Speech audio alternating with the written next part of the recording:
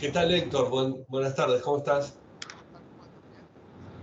Seguimos con algún temita Se de escucha audio, ¿me parece? muy lejos, Héctor. Ahora se escucha, pero muy lejos, sí.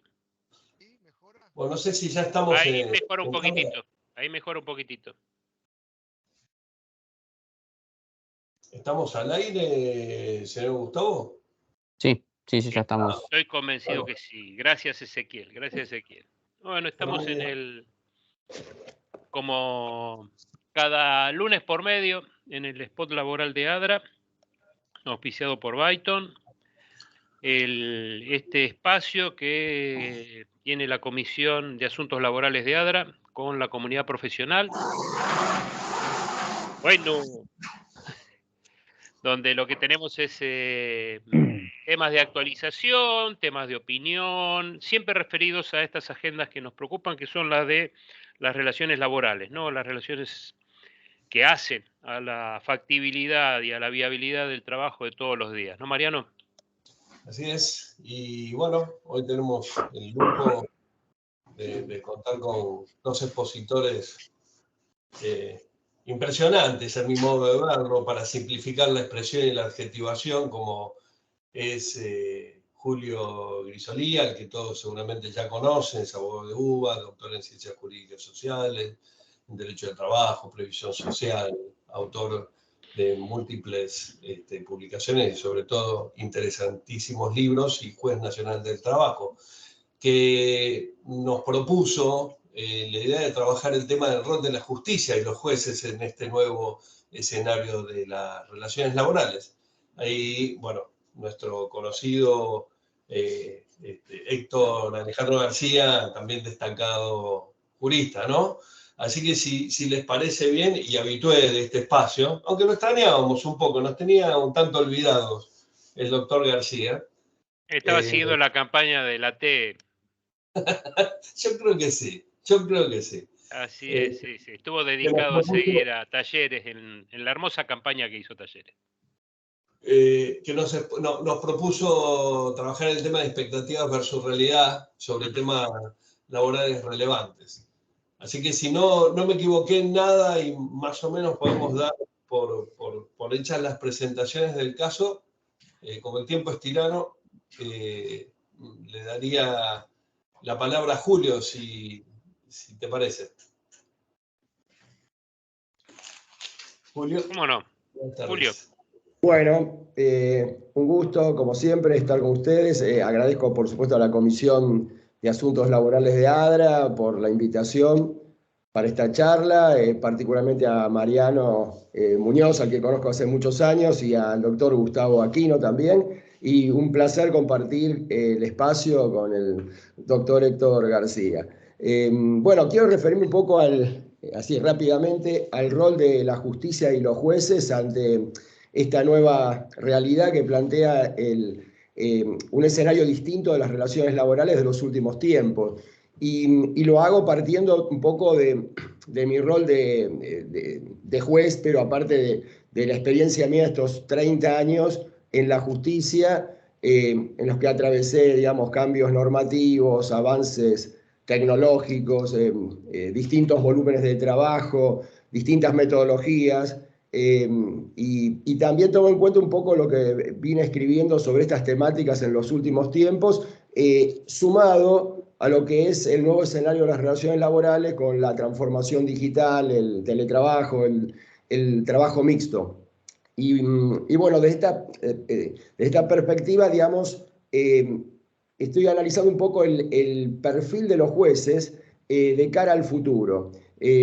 Siempre partiendo del entendimiento de que la justicia se debe modernizar, es decir, modernizar su mirada y sus métodos de trabajo, y que los jueces se deben adaptar a las nuevas, deben asumir nuevas actitudes, digamos, ante esta nueva realidad, ya que de los jueces depende también y esencialmente la calidad de la justicia.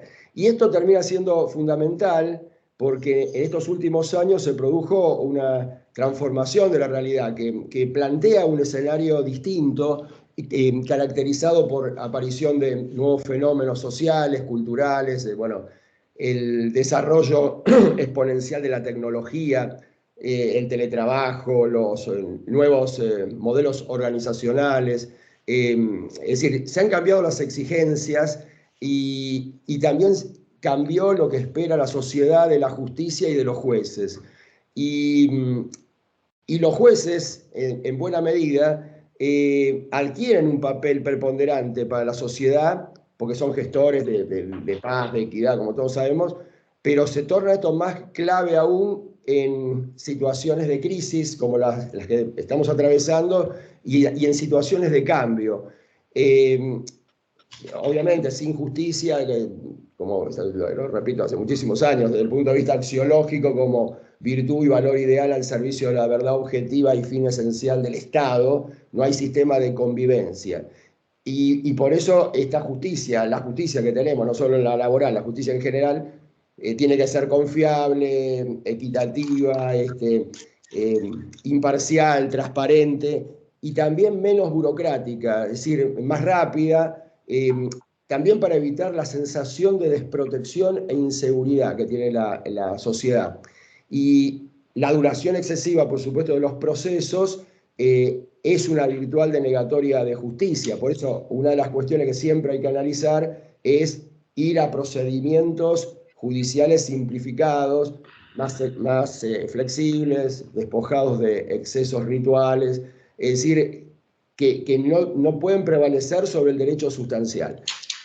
Pero al margen de todo esto, si bien existe esta, diríamos, inadecuación legislativa, lo más preocupante, me parece a mí, es que todavía hay una inadecuación, para decirlo, que no hiera susceptibilidades, una inadecuación operativa en algunos de los encargados de administrar justicia.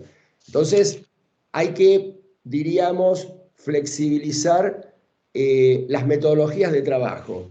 Es decir, cualquier reforma que se haga no va a solucionar de base nada si no es acompañado de un cambio de actitud en los operadores, porque como todos sabemos el factor humano es esencial en cualquier acción transformadora.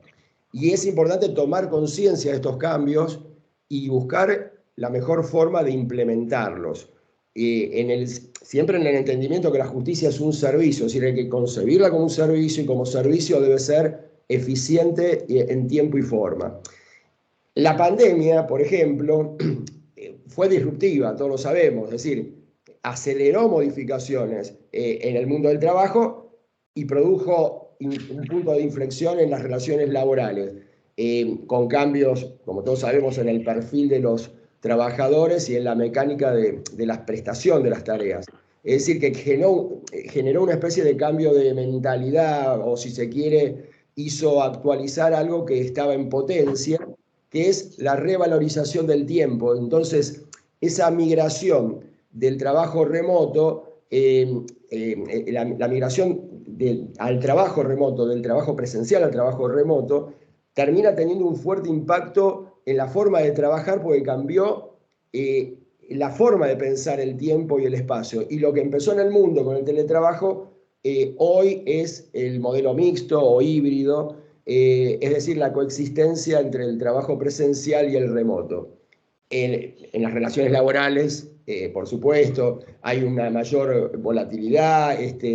Si la propuesta laboral no satisface las expectativas que tiene el trabajador, se abandona en el marco de lo posible, por supuesto. Tenemos hoy la inteligencia artificial. Es decir, que hay un nuevo escenario que es dinámico, que es multívoco, por decirlo de una forma, con nuevos fenómenos sociales, con cambios culturales, con desarrollos tecnológicos. Y esto se demuestra así con el teletrabajo, con el trabajo mixto, pero también hay un modelo laboral de estructuras laborales rígidas, que es el que tenemos en la justicia, que no se adapta a las demandas de las nuevas generaciones. Y no solo de los judiciales estamos hablando de los abogados, de los auxiliares de la justicia, que terminan apuntando al teletrabajo o al sistema mixto o híbrido en la justicia, esto de presencial y virtual combinados, en el que se va a terminar poniendo y se pone más énfasis en el trabajo realizado que en la producción, digamos, que en los tiempos, es decir, en el horario de inicio y de finalización. Por eso hoy es impensable en la justicia no aprovechar la tecnología, no profundizar la tecnología y el teletrabajo, cosa que, como yo dije en la otra charla que estuve con ustedes hace un año o hace 2 años también, en los congresos mundiales, cuando se habla de la justicia, y yo participé de varios de ellos sobre los retos que debe afrontar la justicia en el futuro, con jueces de distintos lugares de Latinoamérica y Europa, todos apuntan a la tecnología, a las audiencias remotas, al trabajo híbrido, es decir, ese es el futuro realmente. Y este avance de la tecnología, esta transformación digital, el teletrabajo, fueron los que posibilitaron que en la pandemia la justicia siga funcionando. Es decir, y con resultados realmente, como habíamos dicho la otra vez, realmente positivos. Y los cambios estos, que parecieron transitorios por la pandemia, terminan siendo permanentes y van a ser permanentes porque el trabajador judicial, el abogado, el auxiliar de la justicia terminaron descubriendo los beneficios del teletrabajo y la productividad, está comprobado, es mayor con este sistema. Por eso hay que consolidar, en este aspecto, estamos hablando primero de la justicia, luego vamos a hablar de los jueces, hay que consolidar los avances e invertir en tecnología, apuntar a la transformación digital, a terminar de despapelizar, digitalizar expedientes, sostener y profundizar el trabajo remoto, las audiencias remotas. Digo esto porque que parece una obviedad, pero dentro de la justicia no es una obviedad porque todavía hay voces que quieren volver al pasado, como si ese pasado hubiese sido mejor. Y yo acá cuando estuve la otra vez, creo en el 2021, justamente hice referencia de cómo estaba puntualmente la justicia del trabajo en la foto de marzo 2020. Y el estado de la justicia del trabajo sin teletrabajo y sin audiencias remotas era muy malo, con atrasos de más de 5, 6, 7 años en los juzgados, con 3.200 causas. 3 años después, la situación no es peor. Y si no es peor, es gracias a que el teletrabajo y las audiencias remotas ayudaron mucho. Si no hubiese existido o hoy se volviese a la presencialidad plena, todo sería mucho peor. Esto no hay ninguna duda. Ahora bien, hay que hacer un cambio en la mentalidad de por lo menos un segmento de los operadores. Y es un cambio que es un cambio estructural, es de cultura judicial, diría. Los requerimientos de la sociedad son otros y los ciudadanos de hoy son otros. Y este cambio que me refiero significa que las funciones jurisdiccionales se deben adaptar y los jueces no pueden seguir ejerciendo sus funciones como lo hacían hace 100 años, como lo hacían hace 50 años, como lo hacían hace 20 años, como cuando yo empecé a ser juez. Es decir, que no hay que seguir aplicando, digamos, viejas fórmulas, apegarse a dudosos principios pétreos, ¿no? Transmitidos codo a codo y de generación en generación, que terminaron siendo eficaces bajo otras circunstancias y en otros tiempos, pero que hoy son realmente inoperantes. Entonces, no hay que olvidar que hay una mirada crítica de la sociedad sobre la justicia, que principalmente es de desconfianza y de insatisfacción, por decir algo. Pero además de eso, y aparte de la falta de esa sensación de falta de imparcialidad que se tiene, también se apunta a la lentitud en la tramitación de las causas y al exceso de formalismo que se termina imponiendo sobre lo que realmente sucedió y termina produciendo que se llegue a resultados totalmente alejados de la realidad. Entonces, hoy la sociedad, ¿qué espera del juez? Espera que el juez resuelva con su idoneidad técnica, profesional, ética, pero que lo haga dentro de un plazo razonable. Esto hace al aspecto cuantitativo, que no es menor que el cualitativo, ya que el tiempo en la tramitación es un elemento esencial. Y la demora produce denegatoria de justicia. Ahora, las sentencias y resoluciones, está claro, deben estar fundadas, cumplir las formalidades, no estamos diciendo que no, pero esencialmente deben reflejar lo que sucedió, la realidad. Es decir, no es necesario hacer una pieza jurídica.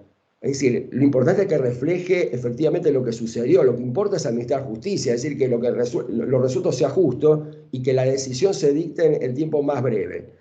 Y ese tiempo que necesita el juez y que nunca tiene, lo tiene que encontrar el mismo juez. ¿De qué manera? A través de un análisis de su juzgado, de su oficina judicial, como se dice ahora, observando, diríamos, cuidadosamente los mecanismos defectuosos.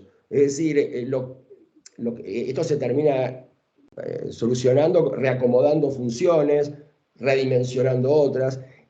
El juez moderno, es el juez al que aspira la sociedad, es un juez que sabe administrar el tiempo. Es decir, esto requiere, es una cuestión casi elemental lo que digo, pero requiere tener metas y prioridades. Además de tener una especie de organización global, una evaluación, una planificación. A mí me ha pasado en los consejos de magistratura preguntar ¿para qué quiere ser juez? No es muy clara la respuesta de algunos concursantes. Y otra de las cuestiones es que cuando uno dice, ¿qué haría usted en ese tribunal? Si usted va y la persona no sabe cuál es la problemática del tribunal y no tiene ningún plan. Porque cuando se toma examen en la facultad de titular o en un cargo importante, dice, ¿cuál es la planificación? ¿Qué piensa hacer usted en esta cátedra? Bueno, para los jueces a veces esto es como que se presentan para ser juez como se presentan en cualquier otro lugar, sin entender lo trascendental que es la función. Por eso, ya dejando de lado la justicia y ya direccionándome al tema puntual, que son los jueces, yo creo que hay cualidades, hay habilidades, hay actitudes que tiene que tener el juez. En un artículo yo en la ley puse el juez del deber ser, el juez del mañana, el juez que debería ser, ¿no es cierto? El juez moderno. Es decir, hay que tener una mirada, digamos, sobre el perfil, sobre los valores, sobre las destrezas de los jueces actuales, de los funcionarios y también de los abogados de la matrícula que aspiran a la magistratura y que van a hacer estas cualidades, estas destrezas son fundamentales para el ejercicio del cargo en el futuro, como la sociedad lo espera. Es decir, como principio mínimo, no tiene que reducirse todo a la especial versación en derecho, es decir, la idoneidad jurídica, científica y técnica. Está claro, no puede faltar, pero no es suficiente. Para ser un buen juez, no alcanza con saber, vamos a decir saber. Además hay que conocer, además hay que saber.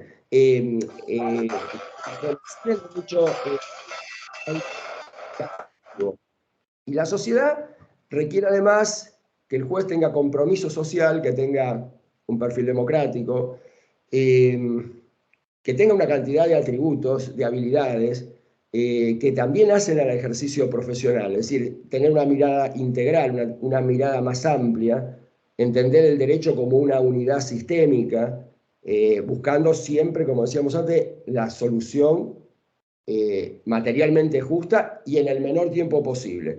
Y esto que hace al aspecto cuantitativo, que es el tiempo, también se relaciona con el cualitativo, que es la calidad y el contenido de los pronunciamientos. Es decir, los jueces no están para aplicar la ley, sino que trascienden la ley. Dictar una sentencia no puede reducirse a hacer una actividad mecánica por caso, es decir, caso, norma, encuadre, como si fuera un silogismo perfecto.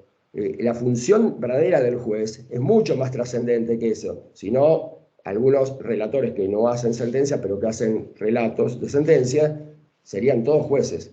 Es decir, el juez está para administrar justicia, y esto no es menor. Y esta nueva realidad de que estamos hablando lo que requiere es un saber práctico prudencial. A lo que ahora encima se suma ese adecuado de las herramientas digitales que hacen a la gestión judicial y que también resultan importantes para optimizar resultados y acelerar los tiempos de los procesos. Y el juez moderno tiene que tener esas habilidades, tiene que tener esas actitudes, porque tiene que estar preparado para enfrentar diferentes desafíos. Por eso decía, no solo debe saber el conocimiento, sino que debe saber ser, estar conectado con la realidad y debe saber hacer, y esto es ejecutar, estar conectado con el mundo que lo rodea, tener conocimiento de la realidad, no puede estar aislado el juez. Y esto es esencial porque lo contrario produce que cuando se dicta una sentencia se haga desde la asepsia jurídica, con una visión sesgada, muchas veces divorciada de la realidad, y que se aleja de la equidad, de los derechos humanos, de los intereses de la sociedad, y que muchas veces no representa la solución justa al caso concreto. Y esto también se relaciona con otra característica que tiene que tener el juez, que es el sentido común, que a su vez se relaciona con el equilibrio, la coherencia y además, por supuesto, de la imparcialidad, la independencia de criterio. O sea que hoy estamos hablando de liderazgo, de creatividad, la capacidad para adaptarse a los cambios, además de, por supuesto, la vocación de servicio. Y en ese ejercicio práctico de la función, el juez va a tener y tiene que tener mayor protagonismo y debe saber gerenciar, aunque parezca una mala palabra, es gerenciar, tiene que gerenciar el juez. Y lo que es gerenciar es la idoneidad relativa a la gestión judicial, a la capacidad para organizar su trabajo, para generar equipos, para impulsar y dirigir los procesos, para resolver los conflictos, es decir, para facilitar el acceso a la justicia. Entonces, debe saber trabajar, y hoy trabajar es trabajar en equipo. O sea, es dirigir, es delegar, porque los resultados se logran con el trabajo y esfuerzo de todos en forma asociada. Esta es la idea, es decir, el juez debe ser hoy y entenderse como un director del proceso, como un jefe de personal que debe tener una mirada integradora de las tareas. Por eso decía, se requiere una agenda de trabajo, una organización adecuada, diríamos, una distribución de tareas de acuerdo a las capacidades y responsabilidades. Es como un equipo de fútbol esto. Es decir, veo qué tengo, a dónde quiero ir, y con lo que tengo trato de lograr el objetivo. Porque mientras hacen el edificio inteligente en la ciudad judicial y llenan de tecnología la justicia y todo funciona como en Alemania, pasan los años. Entonces uno tiene que adaptarse a lo que tiene. Es decir, el juez tiene que generar inclusive internamente un ambiente de trabajo saludable, colaborativo. O sea, todo esto hace al resultado. Fíjense que no estamos hablando de cuestiones jurídicas, sino otras cuestiones que hacen a que un tribunal funcione adecuadamente o no funcione. Entonces, saber administrar, utilizar los recursos, hacer un uso inteligente del tiempo. Es decir, el juez tiene que tener hoy un liderazgo proactivo y ser positivo sobre su equipo de trabajo. Y entonces esto implica que debe dirigir ese equipo, debe motivarlo, generar credibilidad, saber establecer las prioridades, transmitir en forma clara lo que quiere. Esto también es importante. asumir las presiones. Esto es bancar los trapos, pero digamos bien que es asumir las presiones, ¿no es cierto? Es decir, enfrentar los problemas, resolver las crisis que puedan suceder, tener algo que también hoy es esencial ante los cambios, tener ductilidad, flexibilidad para adaptarse a las nuevas condiciones.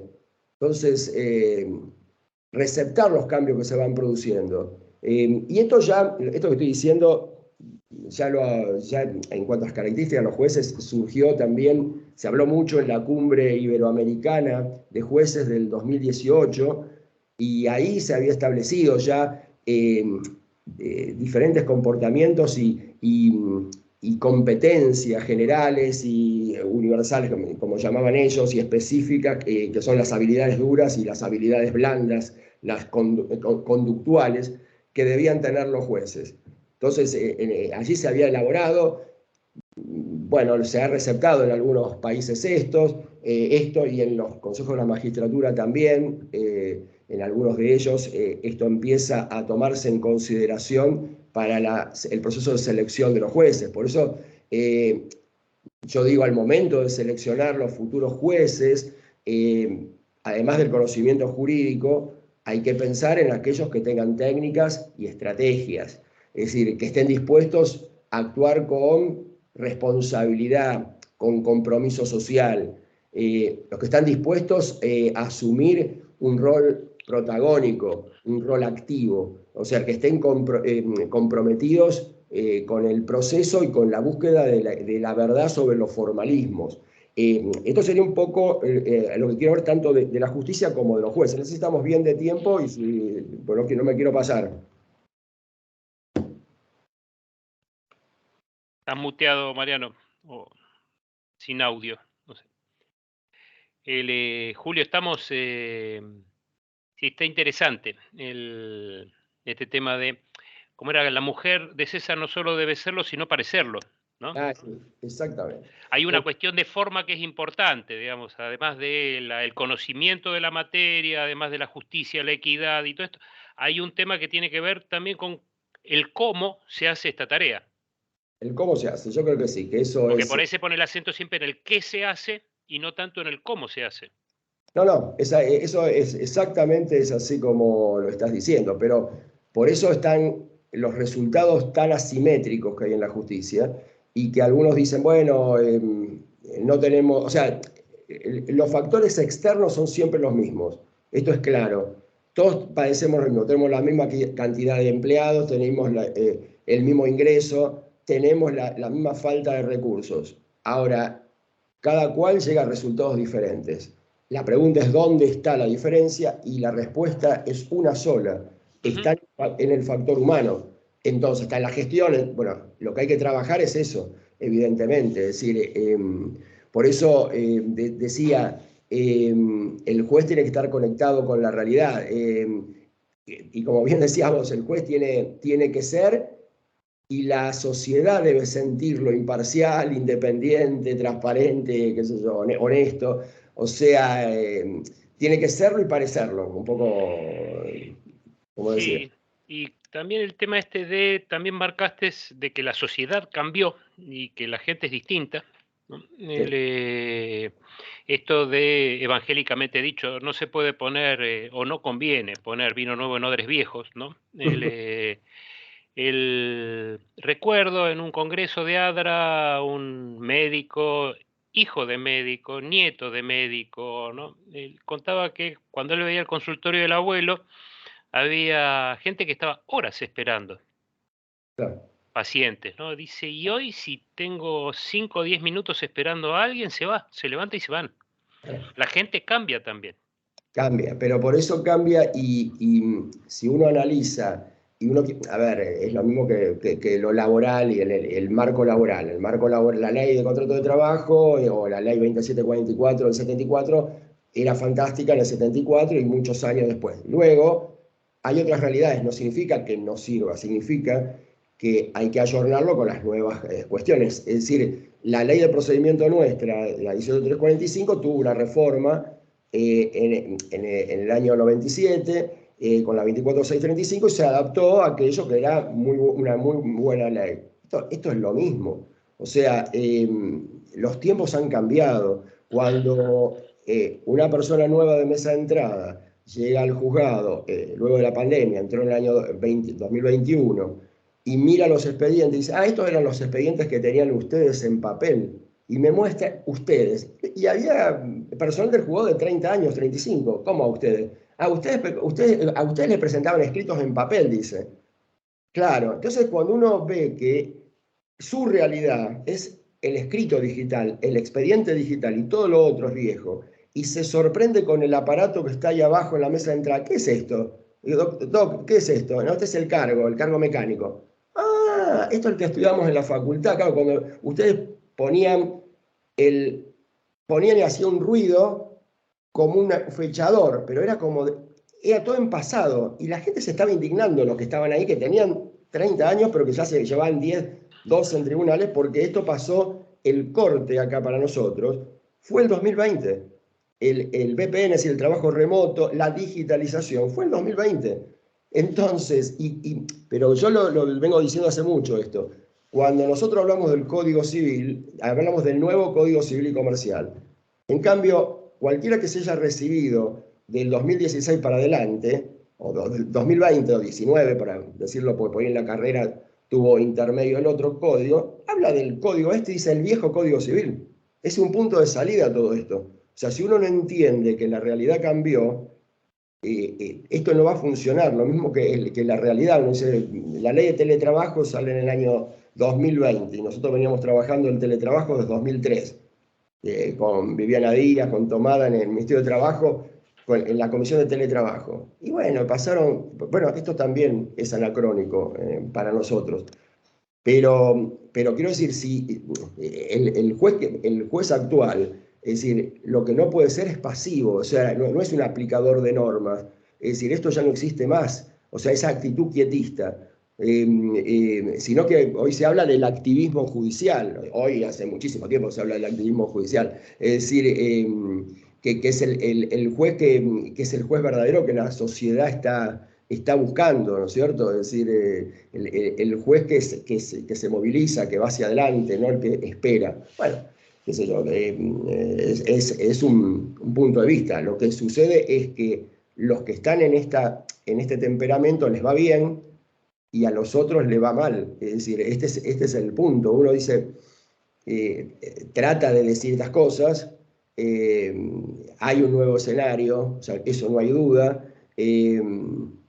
Algunos lo entienden, otros no, y otros piensan en ese sistema viejo, por eso yo hablaba de que el mundo cambió y las relaciones laborales cambiaron, no para hablar de las relaciones laborales, de las relaciones laborales dentro de la justicia. Porque hoy el empleado no acepta la orden porque soy juez, sino acepta la orden cuando dice, la acepta o lo hace de una manera diferente, cuando dice, este tipo tiene razón lo que está diciendo. O sea, el concepto es liderazgo. Entonces uno dice, mostrar que se puede hacer las cosas, que se puede hacer bien. Es decir, creo que ese es el gran desafío, sacarle la toga al juez y hacerlo humano y eficiente. Porque encima el gran problema, pues la toga no sería grave, es la toga que viene con la inutilidad. O sea, pues si el que tiene la toga es un genio del derecho y encima el tribunal funciona fantásticamente, uno dice, seguí con la toga. Pero el problema es que hay muchos que tienen la toga, solamente la toga tienen. Es decir, este es el gran problema. Pero bueno, esperemos que todo tiempo futuro sea mejor. Así es, quiera Dios. Estamos con problemas de audio, Mariano, no te estamos escuchando. Sí, estaba pensando en el Crescenti, ¿no? Con el SAME. Él puede decir, sé mucho de medicina y sus médicos también, ¿no? Y tenemos una capacidad espectacular, pero si llegan tarde, digamos, cuando hubo un accidente, obviamente, no es lo que esperaba la gente. Justamente ¿Hola? el tema es estar ahí cuando se necesita. Hola, Mariano, ahora sí. Ahora sí, perdón, mi insistencia. Bueno, la verdad que es un lujo siempre esto de poder tener la mirada de Julio, que no solamente incorpora todo lo que es lo tecnológico, y lo sabemos porque hace, como bien dijo, unos 20 años o más tal vez, que está atrás de la hibridación y todos estos procesos de incorporación tecnológica, sino que también tiene toda la beta de recursos humanos claramente aprendida, entendida, aplicada. Ahora, lo que sí me pregunto, Julio, es cómo se la están viendo con el tema de la inteligencia artificial, ¿no? Que fue un temita que nos ocupó hace muy poco en el Congreso de ADRA. ¿Cuál es tu opinión? ¿Qué sensación te genera esto? A mí me parece que va a ser muy útil, hay que hacer un uso adecuado, por supuesto, pero a mí me parece que son herramientas que sirven. A ver, yo cuando estuve en una capacitación en Washington, en la universidad, fue en el año 2019, ya se hablaba de inteligencia artificial y en procesos se hablaba de la aplicación en sentencias de la inteligencia artificial en la justicia en procesos y se ponían jueces, personas humanas, por supuesto, el mismo caso con la tecnología. Y la inteligencia artificial en el 83% de los casos resolvió bien como correspondía y por supuesto lo hizo en 2 horas contra el juez que tardaba 2 días. Más o menos. Pero ¿qué pasaba? La inteligencia artificial fallaba en una cantidad de ese 17%, y eran sentencias penales. Entonces, el tema también, ¿cuál era? ¿Cómo estaba cargado todo? Entonces se descubría que, por ejemplo, por razones étnicas, según quién eran los jueces, si eran blancos o si eran negros, o si eran blancos o eran negros, por ejemplo, las víctimas, las soluciones eran distintas. Entonces se fue analizando eso, porque la inteligencia artificial no llegaba a detectarlo. Entonces, es como que, yo lo expliqué de una forma burda esto, la inteligencia artificial para nosotros hoy podría ser cuando uno va al oculista, al oftalmólogo, y tiene un problema en la vista y le hacen el control de vista, entonces le hacen la maquinita, le ponen y sale un número. Luego, el oftalmólogo, persona humana, que es el juez, sobre eso empieza a analizar y te termina poniendo un 0,5 más, un 0,25, es decir, que ahí aparecería el juez con la equidad, con los principios generales del derecho, o sea, digo yo, en casos comunes, tipo fordista, hay una cantidad de casos que se van a resolver igual con la inteligencia artificial que el juez persona humana. Después, el juez no está para dictar, yo siempre digo, la sentencia común la puede hacer cualquiera. La sentencia común no peyorativamente, sino digamos el caso común, el caso que no requiere demasiado. Común en el sentido estadístico del término, digamos, frecuente. Exactamente, el que no tiene ninguna característica particular, pero sí aquello que requiere un razonamiento distinto, ahí aparece el juez, la diferencia entre el juez y el que no es juez. O sea, el que es el relator, digamos, el que está ahí, que está para hacer la técnica, porque hacer una sentencia es una técnica. De hecho, hay cursos que se hacen en tribunales para capacitar, para hacer proyectos de liquidación, proyectos de resolución. Y es una técnica, como se le puede enseñar a alguien a hacer un escrito, un recurso extraordinario. Bueno, la sentencia es lo mismo, es una técnica.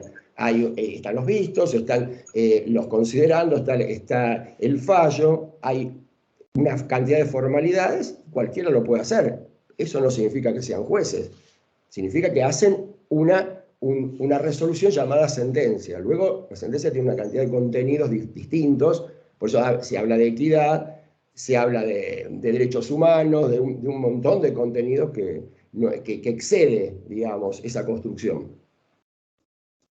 Buenísimo. Bueno, de mi lado, nuevamente agradecerte, no sé, Gustavo, Héctor, aprovechémoslo en este espacio que tenemos, Julio. Siempre es un placer escucharlo Uy. y a leerlo también. Esa mirada comprometida de proteger a la corporación que integra. Yo no sé si se escucha bien, si tengo cambio bajo. Yo escucho bajo. Okay. Es que no lo puedo resolver. Y si desenchufas el auricular y usas el micrófono de la computadora directamente, No.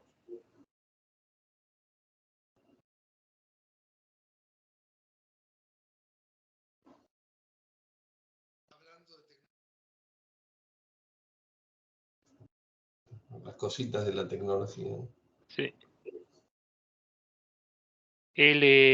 Los analistas de crédito en los bancos, Julio, hace tiempo que tienen, antes de la inteligencia artificial, tienen algo parecido, son los sistemas expertos, ¿no? Entonces, uno carga todos los datos, lo que es la carpeta, ¿no? Para pedir un crédito. Y sale un dictamen, ¿no? Pero lo revisan ellos, ¿sí? No van al automático. Sí. Claro. Sí, Sí. sí. Eso es razonable. Pero es Como como. yo puedo hacer con el GPS, que me marque un trayecto para ir a un lugar. Por ahí yo ya conozco, pero digo, por esta no, voy a agarrar por esta otra. O no, sigo el trayecto que me marca el GPS. Sí. Claro, exactamente. Héctor, seguimos con problemas ahí en tu audio. Se escucha muy suave. Es hablar más alto, a ver si se escucha mejor.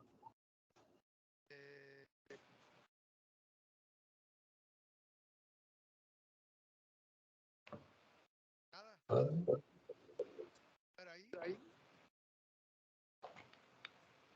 Ahí un ratito se escuchó bien.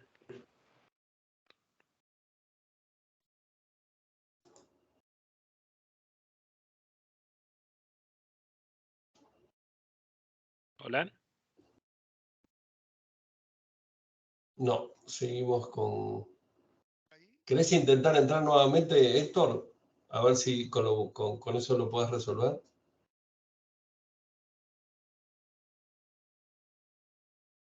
Bueno.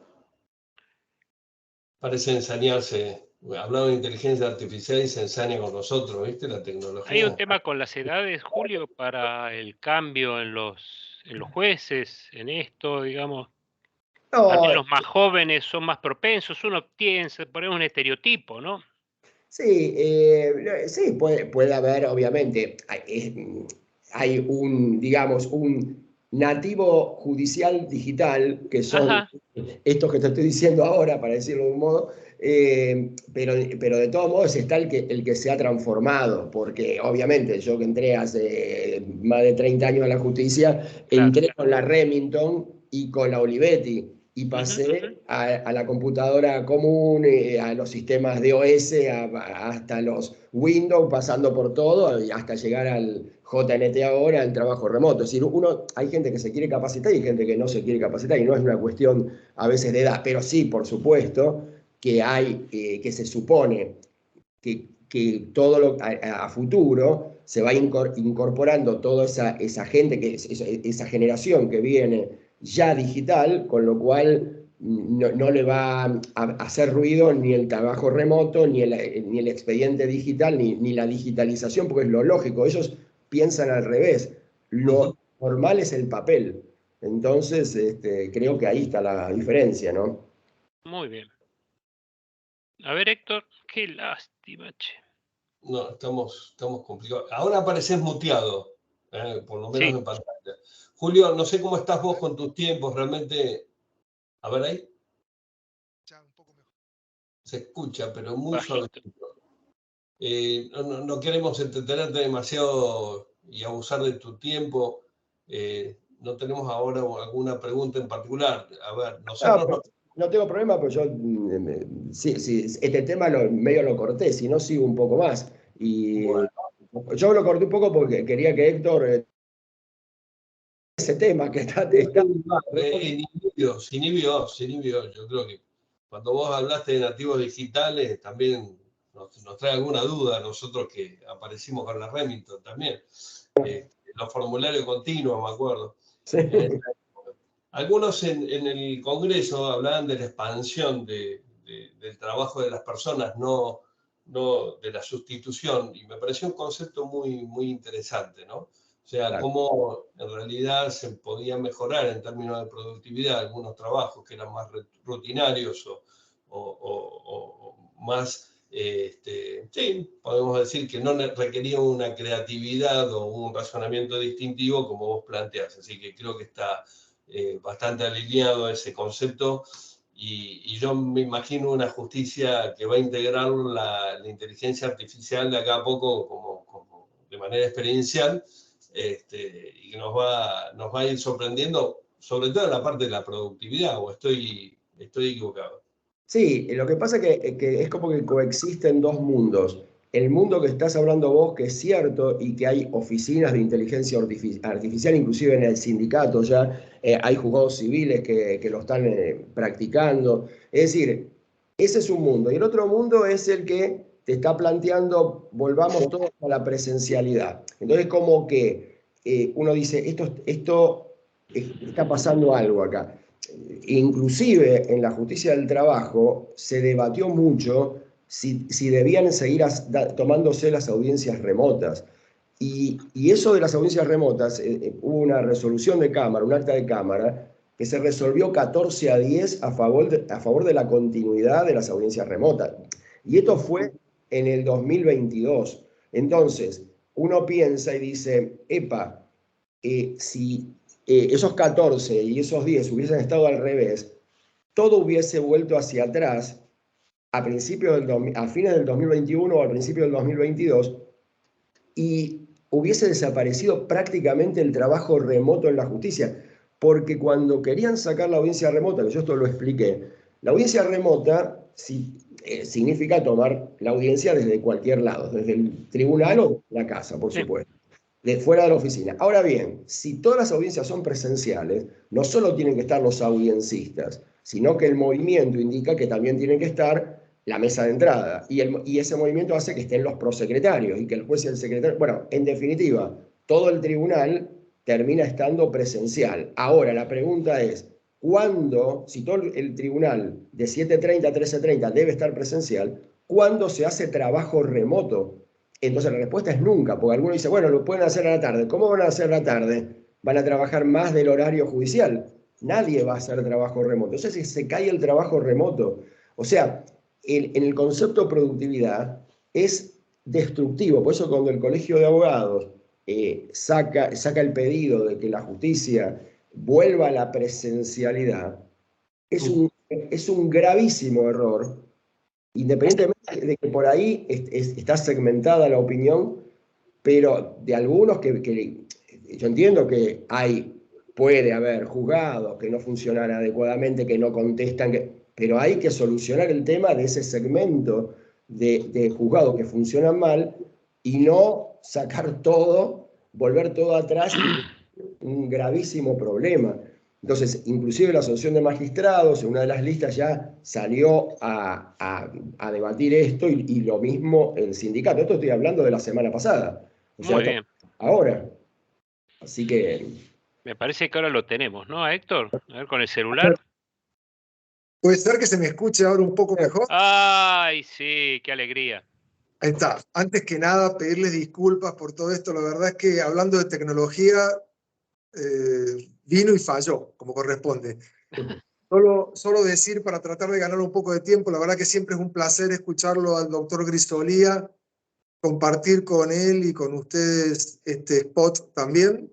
Es cierto que hace tiempo que no nos vemos. Discutir salarios todos los meses a veces dificulta. Algún día tenemos que hacer alguna actividad sobre qué tips comentar sobre la discusión salarial en contexto de alta inflación, porque a lo mejor eso nos podría ayudar a todos a entender lo que estamos atravesando. Pero bueno, decía que escuchaba atentamente algunas de las consideraciones que Julio efectuaba, siempre tan comprometidas con lo que uno espera de la administración de justicia, ¿no? Con lo que uno espera de nuestros jueces. Y cuando se habla de un juez vinculado y conectado con la realidad, creo que ahí desde las relaciones laborales nosotros podemos hacer mucho y estamos haciendo poco. Yo siempre pongo como anécdota, hace unos años se inauguraba en una terminal automotriz una nueva línea de montaje con alta tecnología, con trabajo celular, y el director de Recursos Humanos estaba preocupado porque llegara el intendente, el gobernador, el presidente, los legisladores, pero nadie se acuerda de los jueces.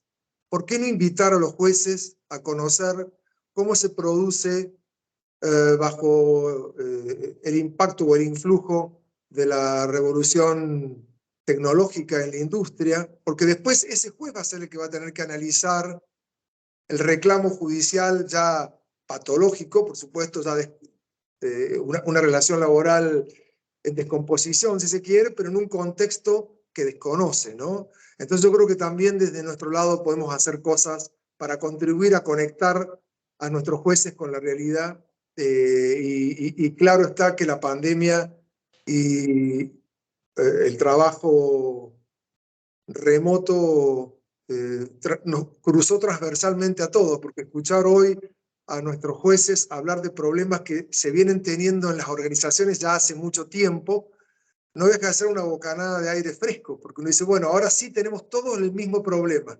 Y entonces el juez tiene que ser más líder de grupos, trabajar en equipo, incorporar herramientas que de pronto ya las relaciones laborales modernas venían incorporando, ¿no?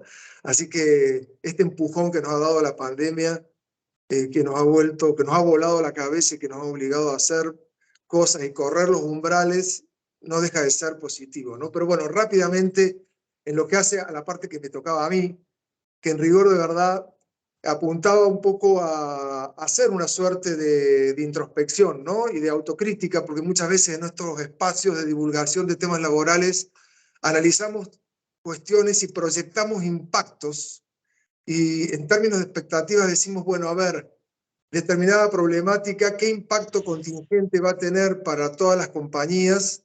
Lo que nunca hacemos al cabo de un año es evaluar si esas proyecciones realmente se compadecieron con la realidad, o fue una vez más ese ejercicio donde uno en la cabeza proyecta las cosas y la realidad suele ser más benevolente, ¿no? Y entonces para eso elegí 3 temas que habíamos tratado acá en el spot y que han sido materia de análisis relevante durante el 2022, porque si se comprueba la hipótesis que yo tengo, nosotros solemos equivocar muchas de nuestras proyecciones. A ver, dale, es como revisar el libro de Orangel, sí. Y sí, tal cual. Y en tiempos donde solemos no ver venir las cosas, ¿no? Me parecía útil hacer este ejercicio, porque, por ejemplo, elegí 3 temas que en el 2022 tuvieron alto impacto. Y también recuerdo lo que dijimos sobre las contingencias e implicancias que en términos de expectativas esos temas iban a generar. Veamos si la realidad coincidió con esas expectativas, para que tomemos esto como un aprendizaje y veamos que cada vez que enfrentamos estos desafíos, las cosas no necesariamente van a ser tan delicadas y graves como creemos, ¿no? Sin ir más lejos, el 22 de febrero del 2022 comenzó a regir y se operativizó el convenio 190 de la OIT, sobre violencia laboral con especial perspectiva de género. Yo recuerdo en ese momento, cuando se presentaba esa situación, no dejábamos de destacar, aunque no fuera yo, pero yo era parte digamos, del colectivo ese que destacaba que por algo el sector empleador en la OIE y particularmente en la asamblea de la OIT no quiso hacer propio ese convenio por la cantidad de detalles y minucias en las que ese convenio ingresaba y que iban a tener especial repercusión en las relaciones del trabajo y que iban a estimular demasiado la denuncia de violencia laboral e iba a confundir umbrales de violencia laboral con violencia doméstica. En fin, realmente presentamos un cuadro muy complejo que iba a ser muy difícil poder negociar en los convenios colectivos la incorporación de la perspectiva de la violencia laboral. Sin embargo, al año, ya pasado el año, ya en agosto del 2023, estadísticamente el número de denuncias no ha crecido de un modo tan sustancial como se esperaba. Sí ha crecido porque hay una visibilidad, pero no del modo que se esperaba o con el ánimo especulador con el que uno imaginaba. Por otro lado, tenemos muchos convenios o acuerdos colectivos, incluso del sector público y el sector privado también, que han incorporado protocolos de actuación ante situaciones de violencia laboral. Y la verdad que han sido muy útiles, porque las empresas que primero se quejaban de tener que tratar este tema, cuando tuvieron situaciones de denuncias de esta naturaleza, el modo de evitar la revictimización y tantas otras cosas, se logró a través de estos protocolos, lo que demostró que lo que costó al inicio terminó siendo una herramienta útil después, ¿no? Y qué hablar del teletrabajo. Ustedes se acuerdan cuando se sancionó la ley 27.555. Lo que dijimos de esa ley, que es cierto, porque es una pésima ley. Pero no solamente decíamos eso, decíamos todas las dificultades que iba a generar y trastocar en el ámbito de las relaciones del trabajo, con el tema de la reversibilidad, con el tema de la desconexión, con el tema de las franjas de horario para cuidado, con el tema de la provisión de elementos, en fin, con todas las dificultades que esta ley nos presentó. Y de hecho, el elemento más flexible que mostró fue la declaración de emergencia sanitaria, porque la mayoría de las empresas se montaron en ella para poder establecer esquemas híbridos sin tener que adherir a esta pésima ley, ¿no? Ahora, tenemos emergencia hasta el 31 de diciembre, es cierto, pero no es menos cierto que ya nadie siente la emergencia sanitaria y que ha seguido actuando en consecuencia. Entonces podemos mostrar hoy acuerdos colectivos que es cierto, se implementaron con carácter experimental, como prueba piloto, por un año, por 180 días, pero tenemos muchísimos convenios de acuerdos colectivos en el sector del seguro, en el sector bancario, en el sector de las telecomunicaciones, en el sector de las autopistas, que han implementado esquemas híbridos, que han detectado que ni el trabajo remoto total, mucho menos el presencial, pueden dar una respuesta. Y lo han hecho a través de la autonomía de voluntad colectiva. Y hoy cuando uno se junta con esos actores sociales, lo primero que te dicen es, a mí ya la emergencia sanitaria no me preocupa, yo me apoyé en ella, pero está claro que si se vence, no vamos a tener inconvenientes, porque ya estamos probando, ya tenemos indicadores de gestión, ya sabemos dónde queremos ir, ya sabemos cómo queremos ir, y lo vamos a renovar. Lo que muestra una vez más que más allá de la mala factura de la ley, las empresas, ya sea por política de recursos humanos o por acuerdos con los sindicatos, la menos de las veces, porque la verdad que son pocos los sindicatos que sienten propio al teletrabajo como una herramienta indispensable, al contrario, hay mucho temor, hay mucha inquietud de perder contacto físico y presencial con el afiliado, y eso ha provocado que sean pocos los sindicatos que incorporan esta cuestión en su agenda. Pero yo voy a otra dimensión, a la dimensión de lo que nos toca proyectar expectativas, y que la verdad es que proyectamos expectativas mucho más nefastas, si se quiere, que después la realidad nos devolvió. La realidad nos devolvió algo mucho más ameno, mucho menos conflictivo, mucho más propositivo, ¿no? Sin ir más lejos, veamos qué pasó con las salas de cuidado o el beneficio de guardería. Ajá. Recordarán, también nos ubicamos por ahí, por marzo de este año, donde se empezaba a implementar este esquema y donde muchos decían vamos a tener dificultades al negociar colectivamente porque los sindicatos nos van a pedir ampliar el número de las empresas o porque nos van a pedir incorporar el cuidado, a pesar de que teníamos encuestas como la del CEL, consultores, que nos había dicho que solo el 4% de los empleadores del sector privado iba a utilizar salas de cuidado. El resto, el 96% restante, iba a ir por beneficio, por compensación del gasto del De cuidado. guardería. Así es. Y la prueba fue esa, ese número no varió y muchos acuerdos colectivos incorporaron esta cuestión. Y lo traigo a colación porque el 31 de julio se venció la transición que a través del diálogo tripartito la Unión Industrial Argentina, la CGT y el Ministerio de Trabajo definieron como para que las partes pudieran adecuar sus convenios, sus prácticas. Y la verdad que se ha vivido con mucha más naturalidad de la que imaginábamos. Se han apoyado en el decreto 144, pero han ido negociando adecuaciones, adaptaciones. Muchos acuerdos de compensación por guardería han fijado que la manera de ajustarlo no va a ser el elegido por el decreto, sino los incrementos salariales que se apliquen en la industria o que se apliquen en el servicio, en la actividad de servicios en la que se trate. Otros han decidido ampliar la edad e ir hasta los 5 años, de 45 días a 5 años.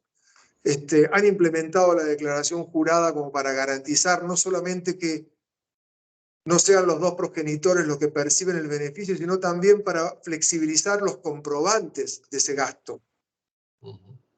Fíjense cómo de pronto han habilitado a través de la negociación colectiva la posibilidad que un recibo de haberes de un empleado de casas particulares ya pueda ser un comprobante idóneo para garantizar el reembolso de ese gasto. Hay empresas que le han dicho a los propios sindicatos, ¿por qué no ampliamos el número y lo llevamos, perdón, algunas cámaras, y lo llevamos a empleadores que tengan 80 personas interactuando en el establecimiento? Porque nos parece muy injusto que el corte sea 100, y de pronto si tengo menos de 100 personas interactuando en un establecimiento, ese padre o esa madre trabajadora no puedan tener la compensación por guardería simplemente porque el decreto les pone un corte. En fin, lo que quiero decir en este cortito tiempo, que por lo interesante de todo lo que dijo Julio y por mis problemas de audio nos han condicionado, y ya son las 3:03, simplemente señalar que tal vez deberíamos hacer más a menudo este ejercicio de comparar las proyecciones y las expectativas con las realidades, porque a veces los pronósticos fallan, y por suerte, ¿no? Porque entonces una vez más se demuestra que lo que la cabeza proyecta, la realidad a veces lo termina modelando favorablemente, ¿no? Muy bueno. Dos cositas chicas que me vienen rápidamente a la cabeza como reflexión, Héctor, es a ver si estoy en lo cierto, digo, se puede pensar en una relativa madurez de los actores sociales para el tratamiento de estos temas que hacen viabilizar estas problemáticas, y la otra, las encuestas fallan en todos lados, ¿no? Si no, miremos para allá. Sí, sí, es muy cierto, es muy cierto. Yo creo que, mira, hablando en paralelismo con el mundo judicial, aprovechando que está Julio, muchas veces le achacamos a nuestros jueces la mirada un tanto patológica de las relaciones de trabajo, pero también es cierto que a ellos les toca ver todo en estado de descomposición, ¿no? Es como preguntarle a un juez de familia qué piensa de la institución del matrimonio, cuando estamos homologando divorcios periódicamente, ¿no? Entonces, acá puede pasar lo mismo. A veces nosotros tenemos una composición muy patológica porque estamos impregnados de la fricción que genera las relaciones laborales en estado permanente, y creemos que lo friccional es lo que va a prevalecer. Y hay una dosis de madurez que ha llevado a otros a decir, en este campo no tenemos área de discusión, tenemos área de ganar, ganar. De pronto yo creo que guardería ha sido un buen ejemplo. Yo creo que el trabajo remoto o el trabajo híbrido ha sido otro muy buen ejemplo, porque no es casual que el 65-70% de las entrevistas de empleo hoy, lo primero que pregunta el aspirante es si tiene que concurrir o no a la empresa, antes del sueldo, antes de la función, antes de la responsabilidad.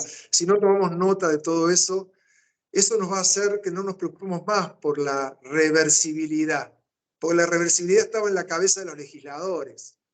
Nadie quiere revertir un esquema remoto a uno presencial, ¿no? Pero la verdad es que derrochamos una cantidad de energía en la reversibilidad esa que fue tremenda, ¿no? O sea, conviene pensar, Héctor, digo, ¿no? Aprovecho que no soy abogado, digamos, para decirlo, mero sociólogo, ¿no? Casi como que pensar, ¿no?, que trabajadores, empresarios, ejecutivos son adultos, paga, ¿no? Sí, Y no sí, que son menores inhábiles o chicos totalmente, caprichosos.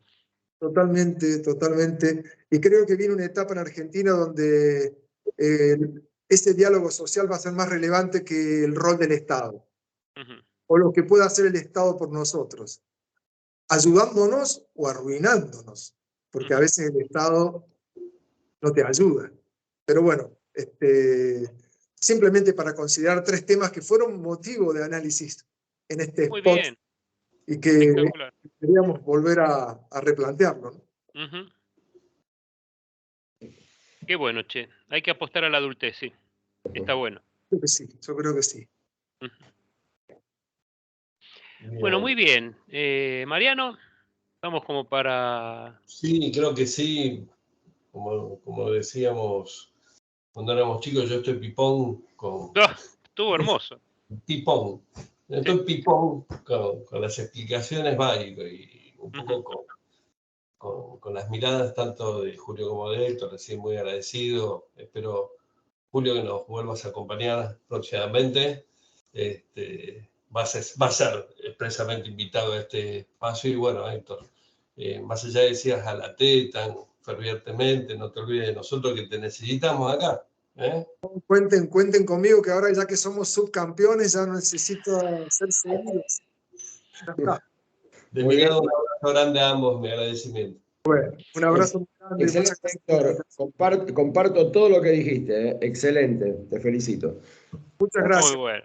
Muy buena Bueno, noche. nos vemos en 2 semanas entonces. Este Muchas lunes no, gracias. el otro en este spot laboral de ADRA. Muchas gracias, señores. Y Mariano, gracias a Byton por auspiciar este espacio.